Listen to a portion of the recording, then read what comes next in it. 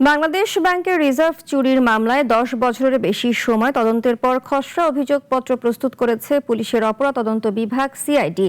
দেশের ইতিহাসে সবচেয়ে বড় এই আর্থিক কেলেঙ্কারির ঘটনায় করা অভিযোগপত্রে বাংলাদেশ ব্যাংকের সাবেক গভর্নর ডক্টর আতিউর রহমান সহ দেশি বিদেশি 64 ব্যক্তি ও প্রতিষ্ঠানের সম্পৃক্ততা পাওয়া গেছে।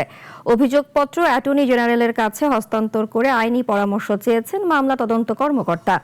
নথিপত্র যাচাই বাছাই করছে অ্যাটর্নি জেনারেল কার্যালয়। সিআরপিসিতে দেখবেন একটা টার্ম আছে এনি পারসন, আর পেনাল কোডে একটা সেকশন মানে অফেন্সগুলো শুরু হয়েছে একটা শব্দ দিয়ে, সেটা হলো হুএভার।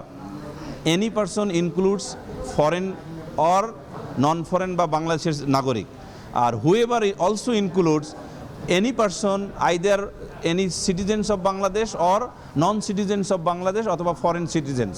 তাহলে এই দুটো শব্দ দ্বারা আমরা কিন্তু পাচ্ছি সেটা হলো যে বিদেশি নাগরিকও যদি আমাদের বাংলাদেশের কোনো অপরাধের ঘটনায় সংশ্লিষ্ট থাকে তাদের বিচার করা সম্ভব।